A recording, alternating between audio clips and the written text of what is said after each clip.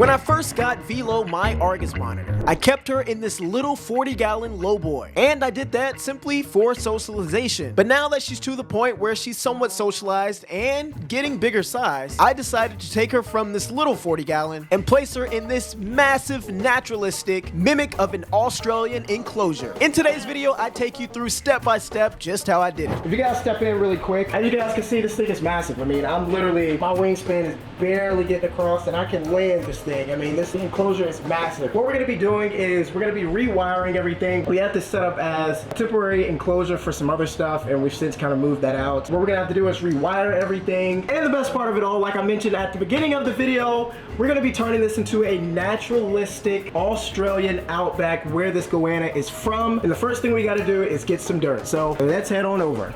Now, while we travel over to pick up the dirt for our Australian naturalistic enclosure, let's talk a little about the Argus monitor. The Varanus panoptis is native to northern Australia and parts of southern New Guinea. They're found in savannas, grasslands, wetlands, and floodplains because they love areas near water and can even dig deep burrows to escape the heat. They are carnivorous. They eat insects, small mammals, birds, eggs, fish, and carcass. Pretty much anything they can overpower. These beautiful lizards can reach up to 5 feet in length with a powerful tail nearly as long as their body. They are extremely alert out in the wild. They're fast, intelligent, and known for standing on their hind legs, aka tripoding. If you remember when I first got Velo my Argus monitor, I ran into Jay Tomsky, and that was one of his favorite things about this monitor as well. Super intelligent, they're very beautiful, and they just have the cutest little triangle heads. So I'm psyched for you, man. You just got it? Yes. And one fun fact about the Argus monitor is the fact that the name Argus comes from the 100-eyed giant of Greek mythology, inspired by the eye-like spots on the Argus monitor's body. How cool is that? All right, we're here at Lowe's. First thing we need to get is a shovel. We did find a pile of dirt that we're gonna go pick up here in a bit, but first we need to get a shovel because I don't own a shovel. Maybe one day we'll be rich and 15 bucks might be a lot. Eventually, our whole house will just have every tool we need. Facts. And everything's gonna be project sourced because this is Lowe's specialty. Shout out to Lowe's if you guys want to sponsor the videos. We got some big projects on the way. Love you. Listen, all the big creators use Home Depot. We come to you guys, Lowe's. Like the video so I can get this $15 back, please. Thank you.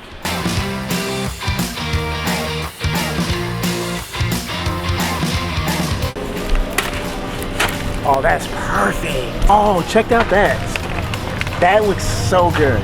All right, we got one boatload, bucket load filled. Check this out though. This is really, really good dirt. I mean, nice rocks, nice structure. What we'll also do is pour some peat moss in here as well, just so we can get some humidity built up inside the enclosure. But this is a great start for the monitor, for the Argus monitor. And so yeah, we're gonna close this up, and what we gotta do now, I'm like out of breath. Can't breathe. What we have to do now is fill this thing up inside of here. So that'll be fun.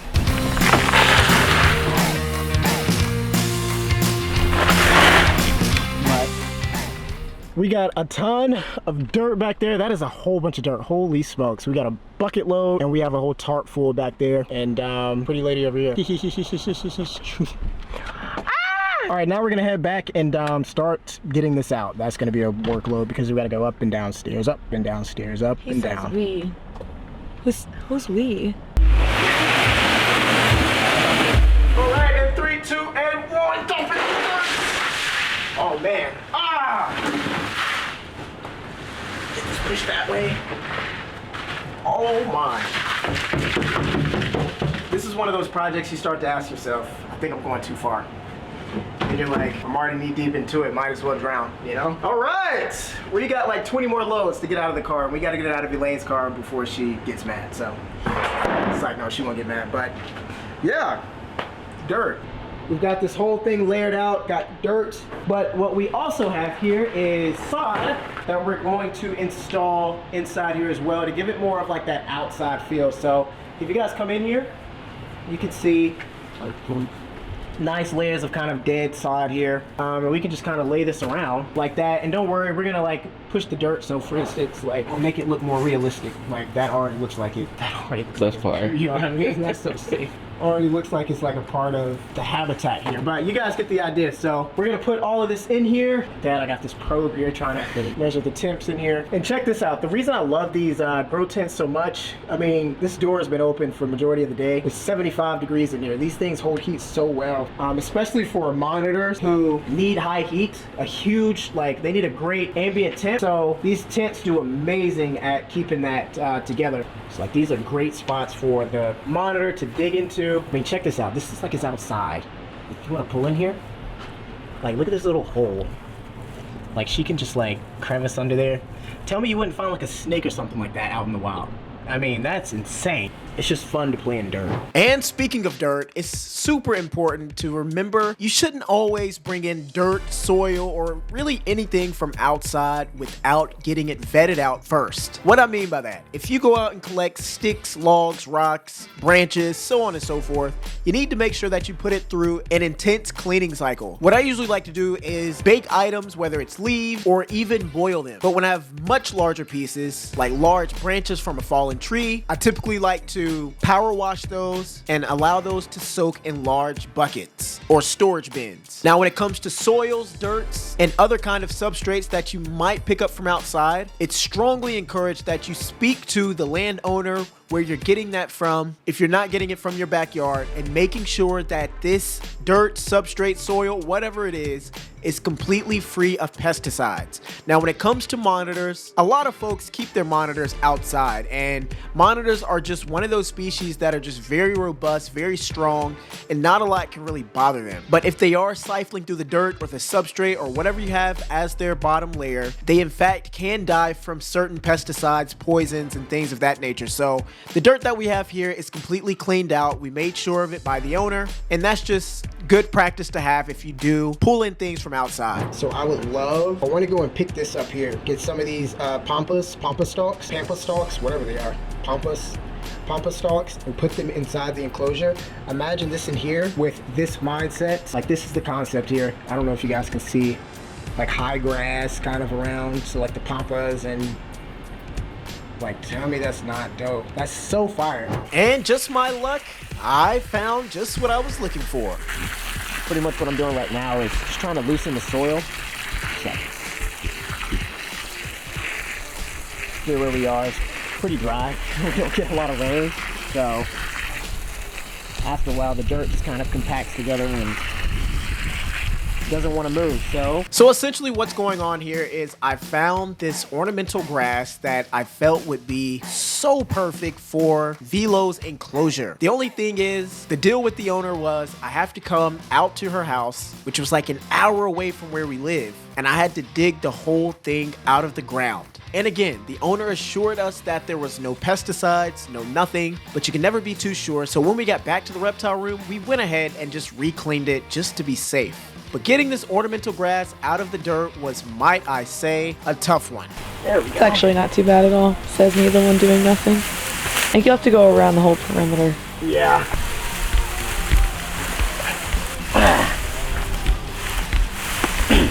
Look at that root system. Look at that big mama. Preston. You own it? You got it? Yes, I'm literally balancing all my weight on one knee. You got it? After a week long of sweat, tears, and lots of digging and planting, Velo's enclosure was finally complete. Give me your honest review. 0. All right. I'll tell you when to open. Keep coming towards my voice, towards my voice, towards my voice. All right, honest review. You can open in 3, 2, and... Guys, this looks good. This looks like a turtle should be in here. A tortoise? Yeah. Baby, this is good. Dig it? For the Argus monitor? Yeah. Yeah. I like how these are in the 2 separate corners, so they're not too much. They're buried. You've got a mixture of not just dirt, so it's not just brown. You've got light colors in there with the grass. It's like somewhat alive, somewhat dead.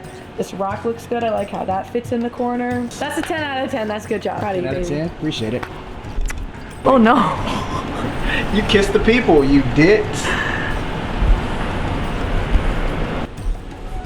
All right, my girl may have kissed you guys, but she got disciplined for it. No, I'm joking. All right, listen, this is the enclosure, 7 foot by 7 foot by 7 foot for our Argus monitor. What makes this enclosure so cool is the fact that it really does feel like I've taken a piece of the wild and brought it into my reptile room. When you think of Australia, well, parts of Australia, where the Varanus panoptis is from, you imagine semi-arid climates with temperatures often over 90 degrees. So a lot of the greenery is pretty much dying and or fighting for life, fighting for moisture. And that's the vibes we get here with the mix of the ornamental grass that's standing pretty strong corner to corner, complementing the dried sod that mix in so well with the dirt or the clay that we collected. And in my opinion, the branches just brings an extra 3D effect into the enclosure that just kind of puts the bow on top of the present. What I also enjoy about the sod is the fact that the Argus is able to dig under that and get extra cooling or just kind of dig and get some great enrichment. Now, I am a huge advocate for grow tents, but there are some key things you need to be aware of. Like I mentioned in my Black Dragon Asian water monitor build, you need to make sure that you're zip tying every hole that you see. You need to make sure that every zipper is fully fastened whenever you leave, and even zip tying zippers that don't have any use at all. You'll also want to renovate the ventilation holes because they are made of like a mesh wire that can be ripped through. So I would strongly suggest maybe changing that out with like metal or something, finding something on the internet. I don't know, the choice is yours. I haven't changed mine because I haven't found it to be an issue, and plus my monitors just are not of size to really rip through that. Now, would I recommend a grow tent for a full-grown monitor? Probably not. But for a yearling, all the way up until they're terrible twos, I could see it being a decent fit. It's all about how you set it up and how you make it work. These tents are not a one-size-fits-all. Some people like it, some people hate it, some people love it. Again, it's all about how you set it up and making sure that it's custom fitted for your animal. Now, enough of the yap. Let's get Velo, our Velociraptor, or I mean our Argus monitor, inside her new enclosure. 3, 2, and 1. No, not this way, silly girl. How cool is that?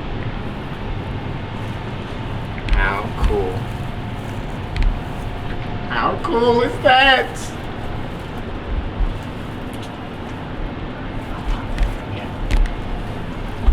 Get some shots here. Oh, this is like exciting. This is so exciting.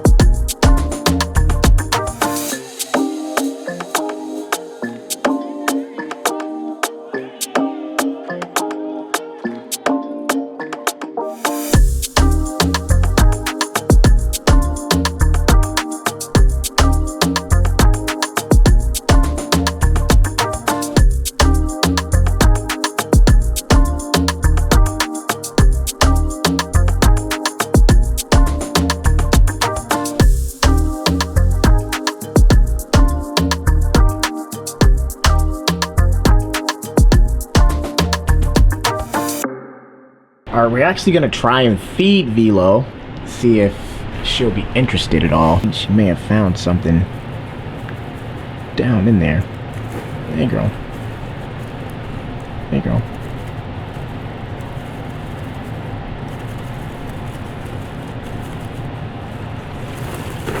There she goes. Woof!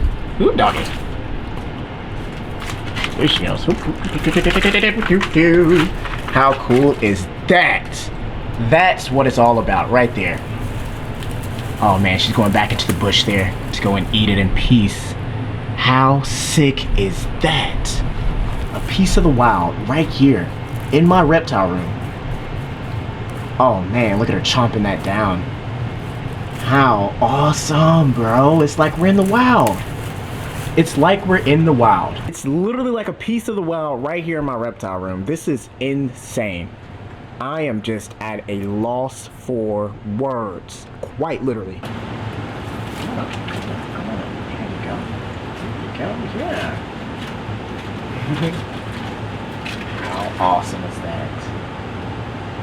How cool is that? You'll know that my main mission here is to truly share my love for these animals and share why these animals are so important, not just for reptile hobbyists like you and I, but for folks who are terrified of these animals. I grew up in a home where animals were forbidden. Well, reptiles were forbidden. You couldn't have that. And it stemmed truly from just a fear of animals. Well, a fear of reptiles, because what you saw on the TV was, you know, fear mongering. I say that all the time. These different networks placed a fear monger, just like the news. Bad news is what spread. And so watching an animal do what it's capable of doing, not what it's always wanting to do, because you'll see an animal kill something or eat something or envenomate something because it's either hungry or it was provoked. But with these platforms that we have now on YouTube, Instagram, Facebook, whatever platform, we have the ability to share just how lovely these animals are and just how far we are willing to go to bring the best of the best for our animals, like this enclosure here. This is a piece of the wild, and this is a wild caught animal. And so I promise you, this animal feels like it's back in Australia to a degree. We can never be exactly perfect, but we can do what we can to make things as close to perfect as possible and share why these animals are so important, both in the wild and in captivity with us reptile hobbyists. If you're confused about anything that I'm doing, confused about anything that I might say or whatever, reach out to me. Reach out to me. It's so easy. It's so easy. Stop the hate. Stop the negativity. Stop the bashing. Stop tearing each other down. It's such a terrible look. Reach out. Have conversations. Let's be adults. Let's move past the hate towards each other and help share the love of these animals. We're not doing that by bashing each other. We'll never accomplish anything by doing that. Nonetheless, I hope you guys had fun during this video. Be sure to leave a like, be sure to comment, and be sure to turn on post notifications so you don't miss another video. Updates on these enclosures, updates on these animals, as we always do. As always, God loves you, so do I. Spread love, not hate, and I'll see you guys in the next one. Also, comment down below what you think about this enclosure. Is it 10 out of 10? Is it 9 out of 10? Is it 1 out of 10? I don't know. You let me know down in the comments below. Yeah,